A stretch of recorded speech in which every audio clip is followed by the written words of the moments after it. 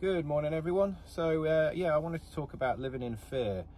I think that's something that most who get diagnosed with HIV go through.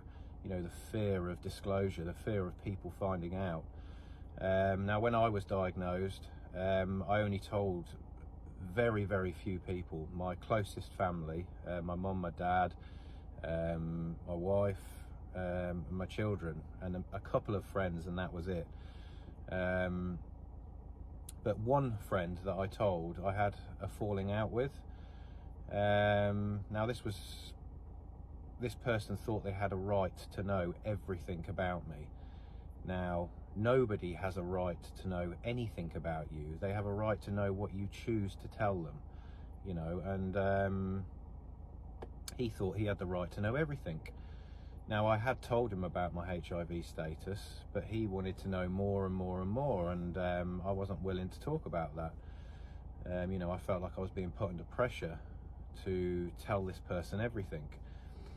So I said no, and they got angry and threatened to disclose my HIV status.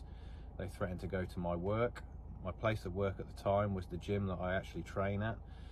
They threatened to go down there and tell all the members and the staff, and I remember that night sitting in bed absolutely terrified, you know, terrified what people were going to think. I'm never going to be able to go to this gym again. I'm not going to be able to go to work.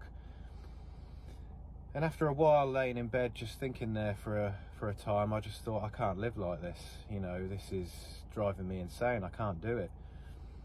So I thought, I'm going to take the sword out of this person's hand and put it in my own hand. And what I mean by that is I went to my work the next day and told people, told my boss, told the people that I work with, and took the sword out of his hand and put it in my own.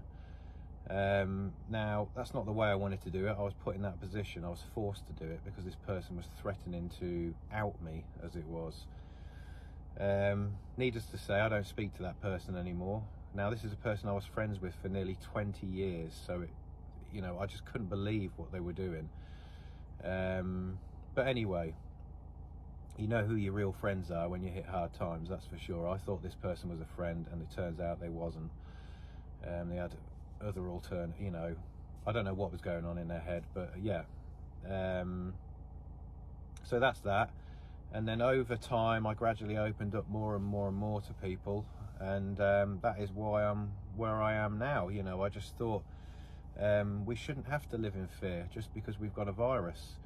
You know, it's wrong, and that's why over time I thought, I can't sit by and do nothing. I have to do something. You know, I want to do something. You know, and to show that there's nothing wrong with people that are living with HIV. We're just the same as everybody else. The only difference is we have a virus, that's all. But this particular virus is wrapped up in so much stigma. You know, HIV has moved on from the 1980s, but unfortunately, HIV is still carrying all this stigma from the 1980s. And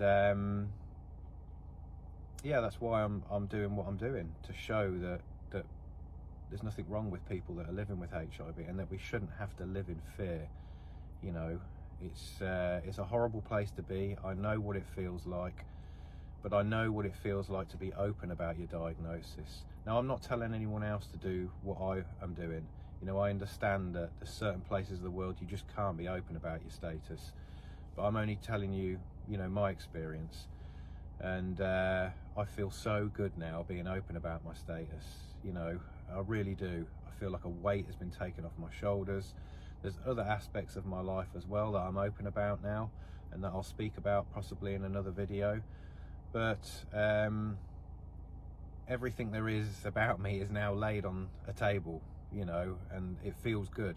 It feels good to be open and honest about who I really am, you know, and about my HIV status as well. And now I'm in a position where I can educate people about it properly and show that you can be fit, strong and healthy. That's the big thing for me, is to show that you can be fit, strong and healthy living with HIV. It shouldn't prevent you from doing anything. So yeah, I hope that helps some others. I'm sorry I haven't been on for a few days, but I've had, as you know, car. My wife was in a car accident last week, so we've been sorting out insurance and things like that. So yeah, I hope that helps, and I shall see you all in the next video. Take care.